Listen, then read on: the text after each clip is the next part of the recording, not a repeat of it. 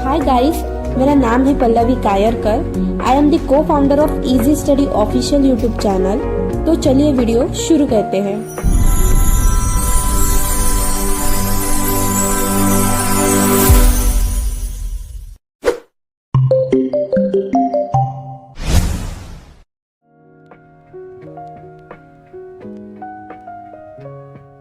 पहला क्वेश्चन है, state any 2 advantages and disadvantages of digital communication system. इसमें digital communication के एडवांटेजेस, डिजिटल सिग्नल्स को मल्टीप्लेक्सिंग से आसानी से प्रोसेस और कंबाइन किया जा सकता है। ये नॉइज से कम इफेक्ट होते हैं और एरर इजीली डिटेक्ट और करेक्ट किए जा सकते हैं। इंक्रिप्शन के थ्रू डेटा सिक्योर रहता है और आईसी टेक्नोलॉजी की वजह से ये सिस्टम चीप और फास्ट होते हैं। इसके डिसएडवांटेजेस, एनालॉग सिग्नल को डिजिटल में कन्वर्ट करने के लिए ज़्यादा बैंडविड्थ लगती है और ट्रांसमिशन के लिए ट्रांसमीटर और रिसीवर के क्लॉक का एग्जैक्ट सिंक्रोनाइजेशन होना जरूरी है। नेक्स्ट क्वेश्चन है, state sampling theorem. Sampling theorem ये कहता है कि अगर सिग्नल का मैक्सिमम फ्रीक्वेंसी एफएम है तो उसको प्रॉपरली सैंपल और रिकंस्ट्रक्ट करने के लिए FS is greater than equal to 2 FM होना चाहिए। मतलब सैम्पलिंग फ्रीक्वेंसी ओरिजिनल सिग्नल के डबल से कम नहीं होनी चाहिए, वरना सिग्नल गलत बनेगा। नेक्स्ट क्वेश्चन है, list different digital modulation techniques. इसमें डिजिटल मॉड्यूलेशन एक टेक्निक है जिसमें डिजिटल डाटा को भेजने के लिए कैरियर सिग्नल के एम्पलीट्यूड, फ्रीक्वेंसी या फेज को बदला जाता है, जैसे ASK, FSK, PSK, QPSK, DPSK और QAM। अलग अलग तरीके हैं जिससे सिग्नल को मॉडिफाई करके डेटा ट्रांसमिट किया जाता है। नेक्स्ट क्वेश्चन है, state the need of multiplexing. Multiplexing की नीड क्यों है? तो इसमें टेलीफोनी जैसे एप्लीकेशंस में हर यूजर के लिए अलग वायर लगाना कॉस्टली और इम्पॉसिबल होता है। मल्टीप्लेक्सिंग से एक ही केबल पर मल्टीपल सिग्नल्स भेजे जाते हैं जिससे बैंडविड्थ का बेस्ट यूज होता है। Next, define bit rate and bound rate.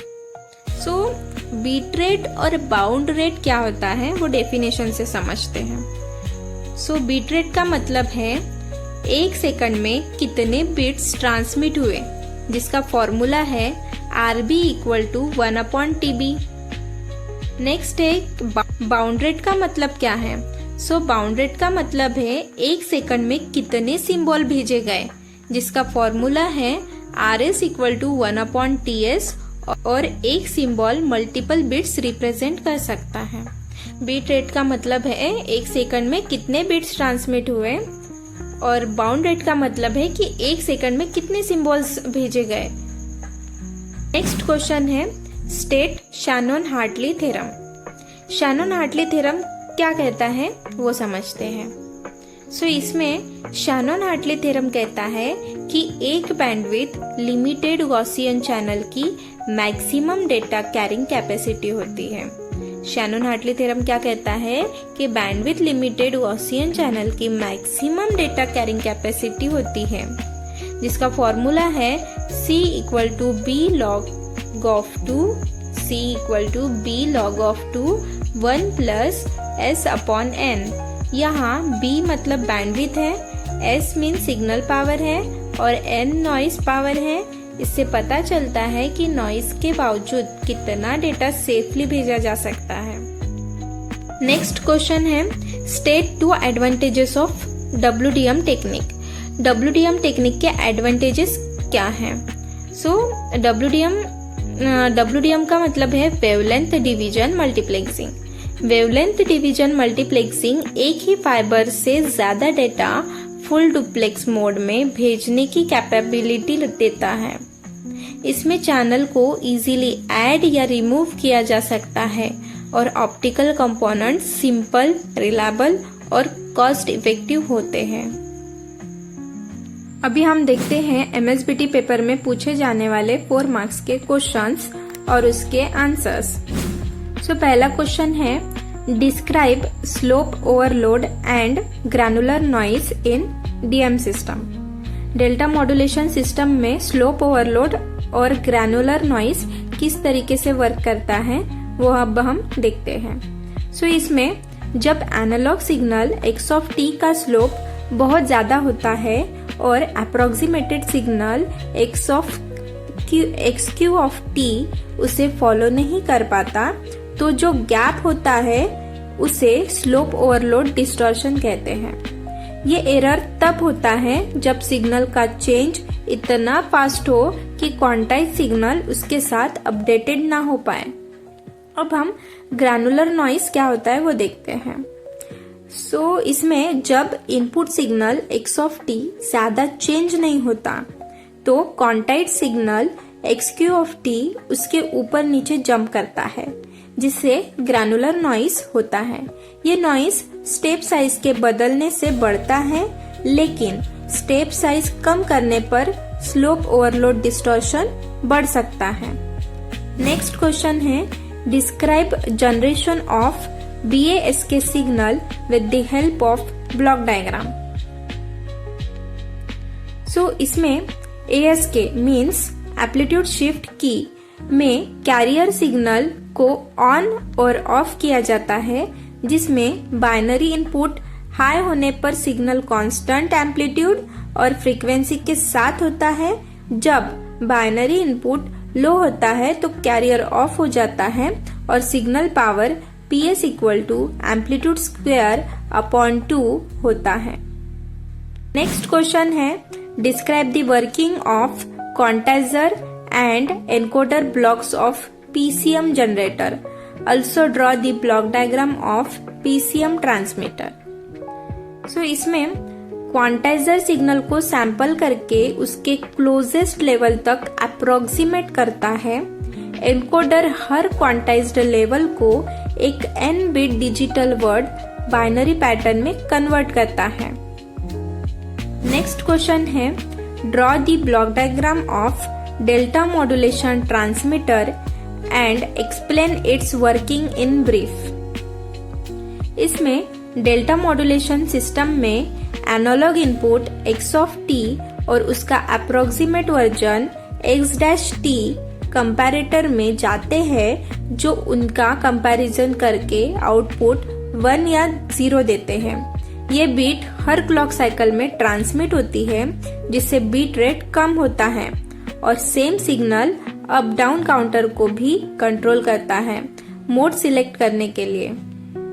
Next question है, explain any one method of error detection with example. So first method है VRC।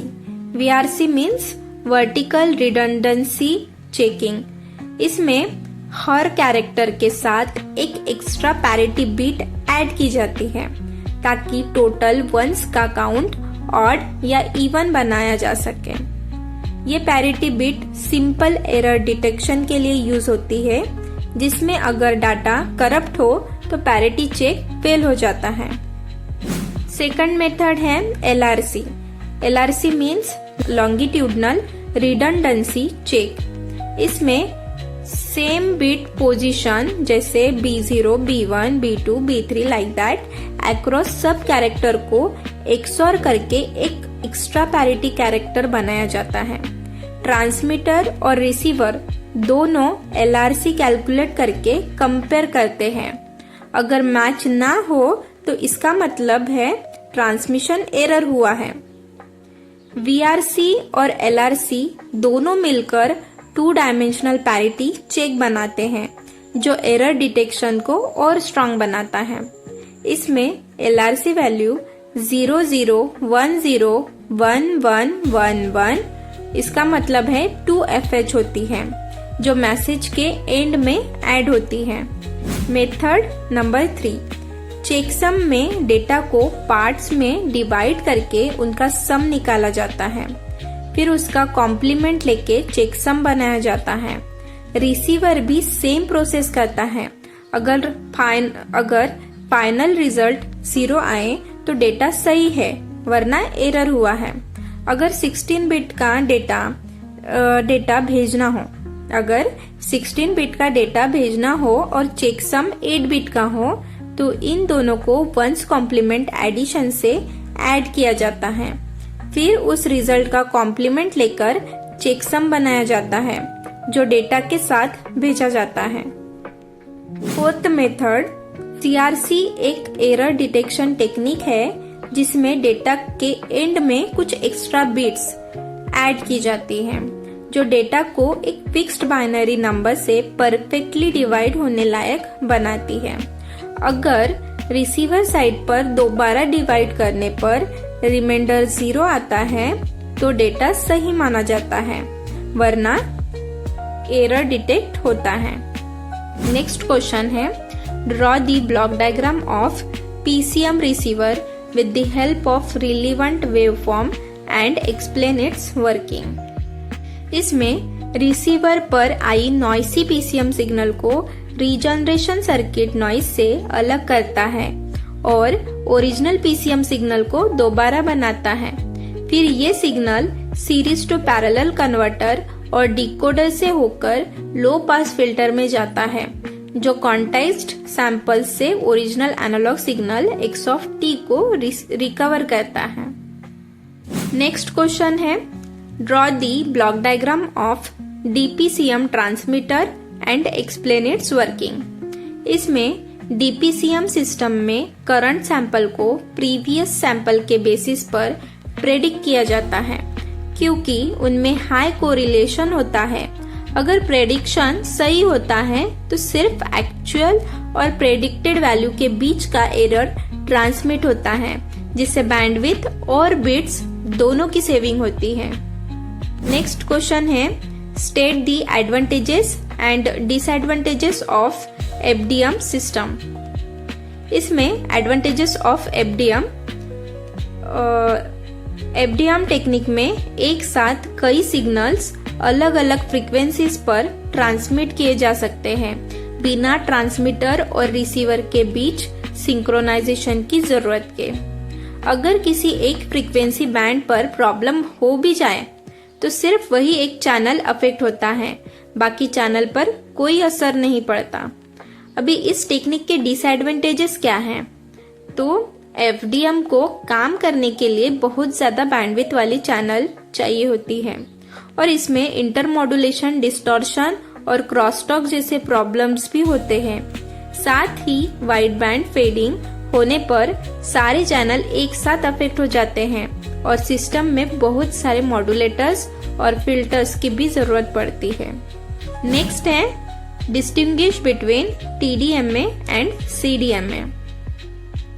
TDMA में यूजर को फिक्स्ड या डायनामिक टाइम स्लॉट दिया जाता है, जबकि CDMA में सभी यूजर को यूनिक कोड दिए जाते हैं जिससे वो एक ही बैंडविड्थ और टाइम पर सिग्नल भेज सकते हैं। TDMA में सिर्फ टाइम शेयर होता है और सिंक्रोनाइजेशन जरूरी होता है, जबकि CDMA में टाइम और बैंडविड्थ दोनों शेयर होते हैं और सिंक्रोनाइजेशन की जरूरत नहीं होती। TDMA में गार्ड टाइम की जरूरत होती है और इंटरफेरेंस गलत सिंक्रोनाइजेशन से होता है, जबकि CDMA में गार्ड बैंड और टाइम दोनों चाहिए होती है और इंटरफेरेंस कोड ओवरलैप से होता है। TDMA में हार्ड हैंड ऑफ होता है और नियर फार प्रॉब्लम नहीं होती, जबकि CDMA में सॉफ्ट हैंड ऑफ होता है लेकिन नियर फार प्रॉब्लम हो सकती है। TDMA AMPS और कॉर्डलेस फोन में यूज होता है, जबकि CDMA 2.5G 3G जैसे सिस्टम में यूज होता है। नेक्स्ट क्वेश्चन है, explain digital communication system with the help of block diagram. इसमें इंफॉर्मेशन सोर्स से डिजिटल या एनालॉग मैसेज मिलता है जो एनालॉग टू डिजिटल कन्वर्टर से डिजिटल फॉर्म में कन्वर्ट होता है। सोर्स एनकोडर डेटा को कंप्रेस करके बिट स्ट्रीम बनाता है। चैनल एनकोडर उसमें रिडंडेंसी ऐड करता है ताकि एरर करेक्ट किए जा सके। फिर डिजिटल मॉड्यूलेटर सिग्नल को फिजिकल चैनल में भेजते हैं, जहां से digital modulator noise affected signal को डिकोड करके चैनल डिकोडर के थ्रू करेक्ट डेटा रिटर्न करता है और source decoder final output reproduce करता है।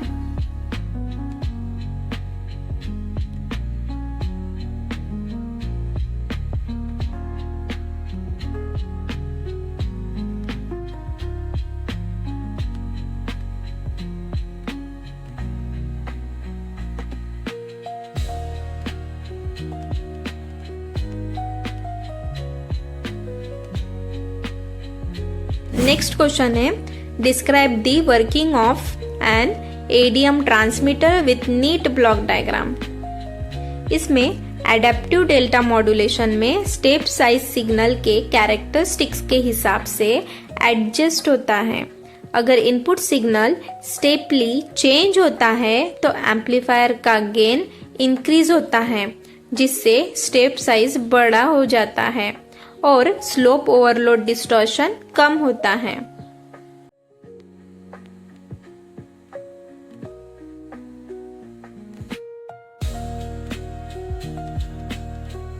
नेक्स्ट क्वेश्चन है, explain with the help of block diagram spread spectrum modulation system. इसमें स्प्रेड स्पेक्ट्रम कम्युनिकेशन सिस्टम में data signal D of T को PN sequence C of T से multiply करके spread किया जाता है, जिससे interference signal I of T spread हो जाता है और डेटा सिग्नल नैरो बैंड ही रहता है। रिसीवर में फिर PN सीक्वेंस से डिस्प्रेड करने पर इंटरफियरेंस वाइड बैंड होने के कारण फिल्टर हो जाता है और असली डाटा D ऑफ T को इजीली रिकवर किया जा सकता है। इसी में इस तरीके से भी लिख सकते हैं, स्प्रेड स्पेक्ट्रम सिस्टम में ट्रांसमीटर और रिसीवर दोनों में सेम PN सीक्वेंस होती है, जो डेटा सिग्नल के साथ मॉड्यूलेट और डीमॉड्यूलेट करके काम आती है। ट्रांसमिशन से पहले एक फिक्स्ड PN पैटर्न भेजकर रिसीवर को सिंक्रोनाइज किया जाता है ताकि वो सिग्नल को सही तरीके से पहचान सके, चाहे इंटरफियरेंस हो।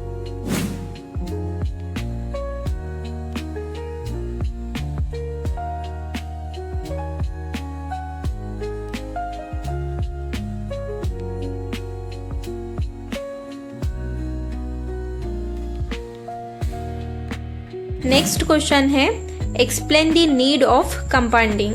कंपाउंडिंग एक टेक्निक है जिसमें सिग्नल को ट्रांसमिट करने से पहले कंप्रेस किया जाता है और रिसीव करने के बाद एक्सपांड किया जाता है ताकि वीक सिग्नल्स का SNR इम्प्रूव हो सके।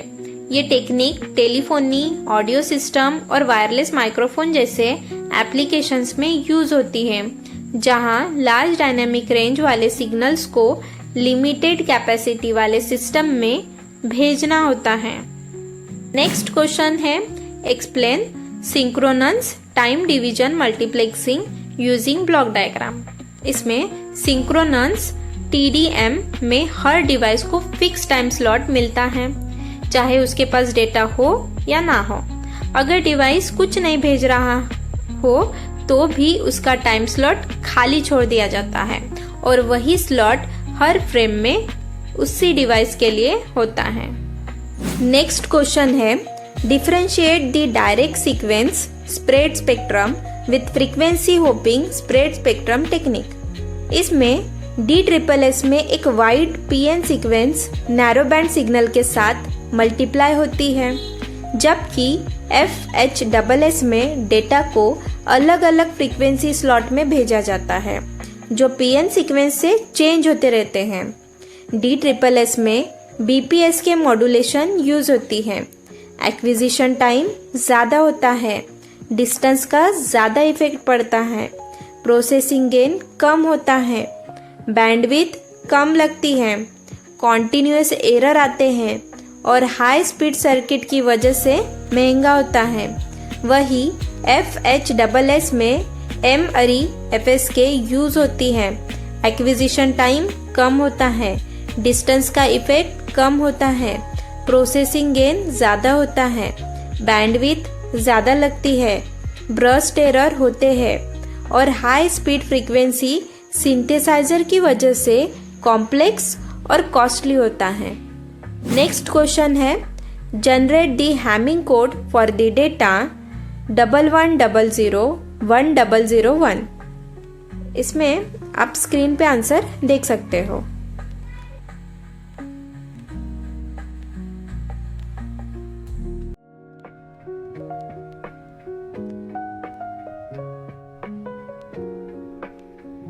नेक्स्ट क्वेश्चन है, explain direct sequence spread spectrum transmitter with block diagram. इसमें डायरेक्ट सीक्वेंस में हाई फ्रीक्वेंसी पीएन कोड को डेटा के साथ मिक्स करके कैरियर को फेज मॉड्यूलेट किया जाता है। पहले डेटा पर पीएसके या एफएसके जैसे नैरो बैंड मॉड्यूलेशन लगाया जाता है, फिर उससे पीएन सीक्वेंस के साथ मल्टीप्लाई करके स्प्रेड स्पेक्ट्रम बनाया जाता है। लेकिन कुछ केसेस में पहले स्प्रेड लगाया जाता है और बाद में नैरो बैंड मॉड्यूलेशन होती है। नेक्स्ट क्वेश्चन है, construct the Hamming code for the data 1010 with odd parity. इसमें बाइनरी कोड 1010 के लिए जब हम इवन पैरिटी के हिसाब से हैमिंग कोड बनाते हैं तो हमें 3 parity bits P1, P2, P3 चाहिए होती है, जो पोजीशंस 1, 2 और 4 पर रखी जाती है। 7 bit Hamming code format P1, P2, N1, P3, N2, N3, N4 में बिट्स को रख के जब पैरिटी कैलकुलेट करते हैं तो ऑड पैरिटी के लिए फाइनल हैमिंग कोड 0110010 मिलता है, जैसे आप टेबल में देख सकते हो। नेक्स्ट क्वेश्चन है, generate CRC code for data word 1101101001 by using divisor as 1101, state 2 advantages of CRC method। इसमें CRC कोड जनरेट किया है, वो आप स्क्रीन पे देख ही सकते हैं। अभी हम इसके एडवांटेजेस देखते हैं। तो CRC कोड हर तरह के एरर बर्स्ट को डिटेक्ट करने में कैपेबल होता है, स्पेशली उन बर्स्ट एरर को जिनकी लेंथ पॉलिनोमियल के डिग्री से छोटी या बराबर होती है।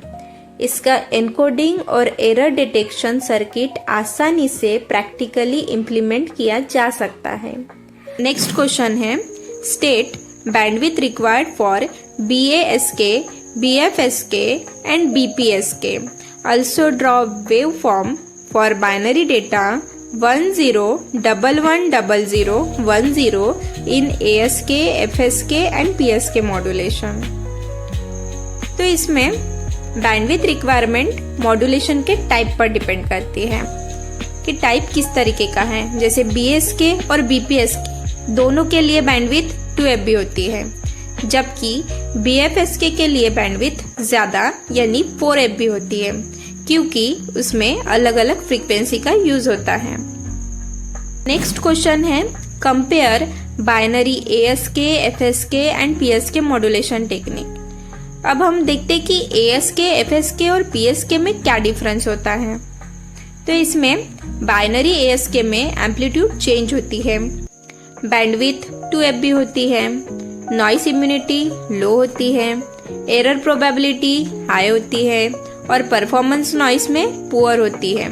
इसका डिटेक्शन सिंपल एनवलप मेथड से होता है और ये सिर्फ 100 बिट्स पर सेकंड तक ही सूटेबल है, जबकि बाइनरी FSK में फ्रीक्वेंसी चेंज होती है, बैंडविड्थ 5/3 MB होती है, नॉइस इम्यूनिटी और परफॉर्मेंस ASK से बेटर होती है, एरर प्रोबेबिलिटी लो होती है, मॉडरेट कॉम्प्लेक्सिटी होती है और 1200 बिट्स पर सेकंड तक सूटेबल होता है। जबकि बाइनरी PSK में फेस चेंज होती है, बैंडविड्थ 2 MB होती है, नॉइस इम्यूनिटी और परफॉर्मेंस सबसे अच्छी होती है, एरर प्रोबेबिलिटी लो होती है लेकिन कॉम्प्लेक्सिटी हाई होती है और कोहेरेंट डिटेक्शन मेथड यूज होता है जो हाई बिट रेट्स के लिए सूटेबल है। नेक्स्ट क्वेश्चन है, describe the MRI-PSK encoding technique with neat block diagram and draw constellation diagram of BPSK QPSK। इसमें MRI-PSK एनकोडर में बीट स्ट्रीम को सीरियल टू पैरेलल कन्वर्टर में भेजकर n बिट्स एक साथ पैरेलल फॉर्म में निकाले जाते हैं जो NTB टाइम तक सेम रहते हैं। ये n bits digital to analog converter से एनालॉग सिग्नल में बदल जाते हैं, जिसका फेस साइनोसॉइडल सिग्नल के साथ मैप होकर हर symbol time TS equal to NTB में एक बार चेंज होता है। इस तरह MRI-PSK सिग्नल जनरेट होता है। नेक्स्ट क्वेश्चन है, distinguish between MRI-PSK and MRI-FSK technique. MRI-PSK and MRI-FSK technique क्या होता है, तो हम इस कंपैरिजन से या फिर इस डिस्टिंग्विश से समझते हैं। सो इसमें MRI-PSK और MRI-FSK दोनों में हर सिंबल में n बिट्स होते हैं, m equal to 2 to the power n, और symbol duration TS equal to NTB होता है। MRI-PSK में फेस चेंज होता है, कोहेरेंट डिमॉड्यूलेशन होती है, बैंडविड्थ 2 FB पर n होती है, लेकिन एरर प्रोबेबिलिटी ज्यादा होता है। जबकि MRI-FSK में फ्रीक्वेंसी चेंज होती है, नॉन कोहेरेंट मेथड यूज होता है, बैंडविड्थ 2n+1 FB पर n होती है और एरर प्रोबेबिलिटी कम होती है। नेक्स्ट क्वेश्चन है, state the bandwidth requirement of BPSK, BFSK, QPSK, explain the need of MRI encoding, draw the block diagram of MRI-FSK। तो इसमें BPSK में बैंडविड्थ 2 FB, BFSK में 4 FB और QPSK में सिर्फ FB होती है, जहां FB बिट रेट है। MRI एनकोडिंग का यूज इसलिए किया जाता है ताकि चैनल बैंडविड्थ बचाई जा सके और एक्स्ट्रा बैंडविड्थ का यूज करके नॉइस इम्यूनिटी बढ़ाई जा सके, जिसमें MRI equal to 2 to the power n signals भेजे जाते हैं एक सिंबल ड्यूरेशन में। नेक्स्ट है, explain the generation of DPSK using block diagram and waveform. इसमें यहाँ B सिग्नल को लेवल शिफ्टर में दिया जाता है, जो 1 के लिए पॉजिटिव वोल्टेज और 0 के लिए नेगेटिव वोल्टेज देता है। फिर ये सिग्नल बैलेंस्ड मॉड्यूलेटर में carrier √2PS cos of omega CT के साथ मिलकर ट्रांसमिट होता है, जिसका आउटपुट होता है VD-PSK of T equal to +-1 cos of omega CT होता है।